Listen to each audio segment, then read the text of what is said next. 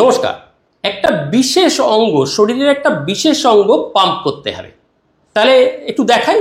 এই যে সামনের দিকে হাঁটছেন বা হাঁটাহাঁটি করছেন, পেছন দিকে হাঁটছেন, সিঁড়ি ভেঙে ওপরে উঠছেন, দৌড়াচ্ছেন, বজ্রাসনে বসছেন, টিপটো এক্সারসাইজ করছেন, কেন? কারণ একটাই, শরীরের সুগার, যাদের ডায়াবেটিসে ভুগছেন বা যারা প্রি ডায়াবেটিক, শরীরে সুগার খুব সুন্দর করে কন্ট্রোল করতে হবে এবং যতটুকু সম্ভব ওষুধের ব্যবহার কমাতে হবে। এই পর্বেই আজকে আপনাদের বলবো শরীরের এই বিশেষ একটি অংশ, একটি মাসল, দ্য সোলিয়াস পাম্প, এই সোলিয়াস মাসলের পাম্প সম্বন্ধে। তাহলে বিস্তারিত যাওয়ার আগে পরিচয় পর্বে বলি। নমস্কার, আমি doctor Anupam Sinha, general physician, proctologist, lifestyle modifier. এই পর্বে আপনাদের হোস্ট, আর আপনারা দেখছেন আপনাদের নিজেদের YouTube channel doctor Anupam helpful.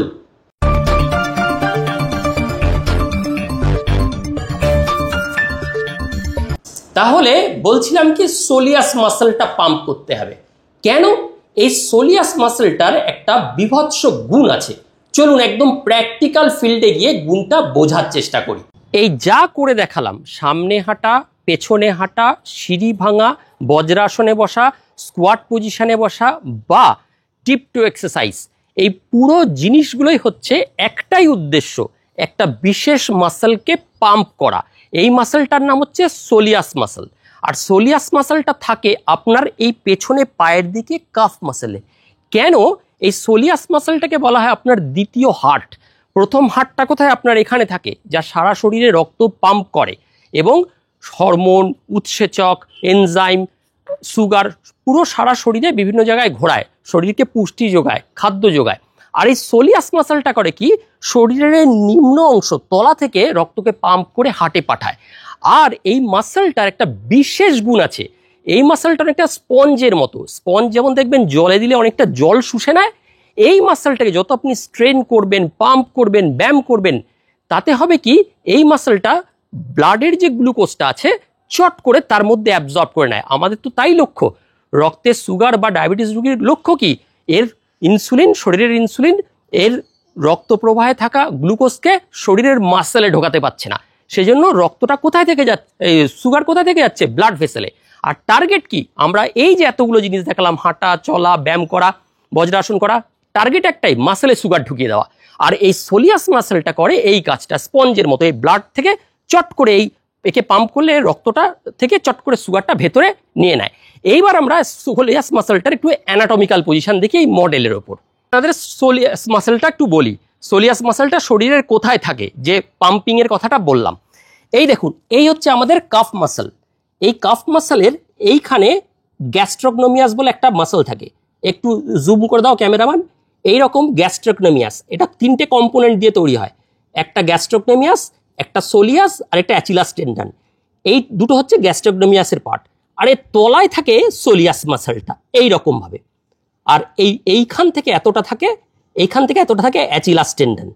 এইটা হচ্ছে সোলিয়াস মাসল বা সোলিয়াস মাসল, যেটাকে আমরা পাম্প করব।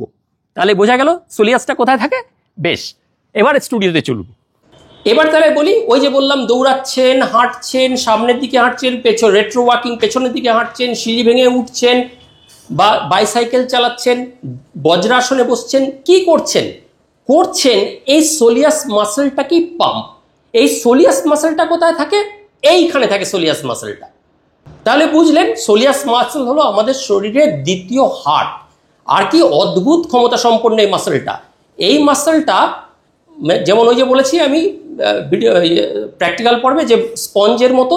স্পঞ্জ যেমন জলে ফেললে অনেকটা জল শোষণ করে নেয়, এই মাসলটাও যখন পাম্প হয়, ট্রেনিং হয়, স্ট্রেন হয়, বজ্রাসনে বসা, হাঁটা, চলা, দৌড়ানো, তাতে এই মাসলটা ব্লাড স্ট্রিমে থাকা গ্লুকোজকে চট করে রক্ত থেকে মাসলে ঢুকিয়ে নেয়। এবার সোলিয়াস মাসল পাম্প সম্বন্ধে একটু গুগলে চলুন, পড়ি কি বলছে।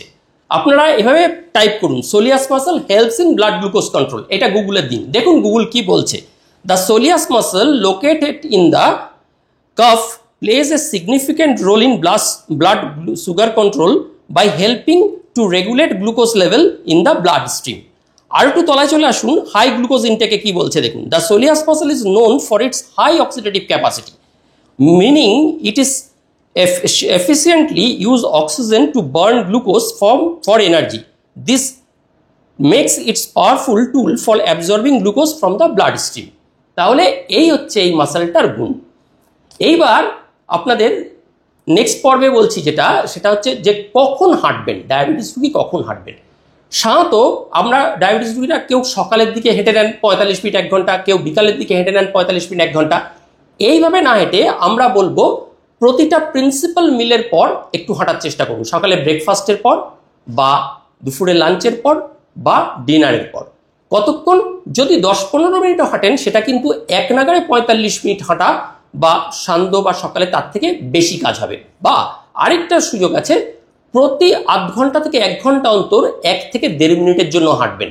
কারণ দেখা যাবে যে এই প্রিন্সিপাল মিলগুলোর পর যে সুগার স্পাইকটা হয় ব্রেকফাস্টের পর, ডিনারের পর, লাঞ্চের পর, যদি তখন হাঁটতে পারেন তাহলে সোলিয়াস পাম্পটা স্টিমুলেট হবে শরীরে। এই সোলিয়াস পাম্পটা, ওই যে ইনসুলিন পিক আপটা হলো, সোলিয়াস পাম্পটা তৎক্ষণাৎ অ্যাক্টিভ হয়ে ইনসুলিন পিক আপটাকে অনেকটা কন্ট্রোল করে দিতে পারবে। সেই জন্য আমরা বলবো প্রিন্সিপাল মিলের পর হাঁটুন মিনিট 10 বা প্রতি আধ ঘন্টা 1 ঘন্টা বসার পর একটু 1 মিনিটের জন্য হেঁটে নিন, এক নাগাড়ে বসে থাকবেন না, তাহলে কিন্তু কাজ হবে না। এই যে জিনিসটা, এই সম্পূর্ণ তথ্যটা চিকিৎসা বিজ্ঞানের আলোকেই বলা।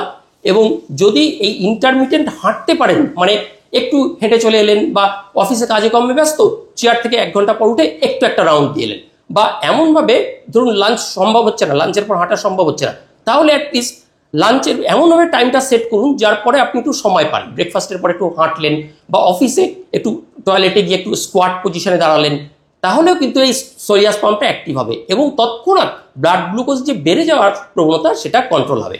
আরেকটা জিনিস কি? আরেকটা জিনিস হচ্ছে বললাম প্রতি 1 ঘন্টা অন্তর 1 মিনিটের জন্য হাঁটা, তাহলে দীর্ঘক্ষণ রেস্টিং ফেজে কিন্তু শরীরে ধীরে ধীরে গ্লুকোজ লেভেল বাড়তে থাকে। এই বাড়াটা কিন্তু অনেকটা কমে যাবে যদি এই সোলিয়াস পাম্পটা মাঝে মাঝে অ্যাক্টিভ করতে থাকেন। তাহলে আশা করি নতুন একটি তথ্য পেলেন, এবং আরও এরকম অনেক তথ্যবহুল ভিডিও পাওয়ার জন্য আমাদের চ্যানেলটিকে লাইক, সাবস্ক্রাইব ও শেয়ার করতে পারেন। সকলেই ভালো থাকবেন, সুস্থ থাকবেন। আশা করি একটি নতুন ভিডিওতে আমাদের আবার খুব শিগগিরই দেখা হবে। ততক্ষণের জন্য বিদায়, নমস্কার।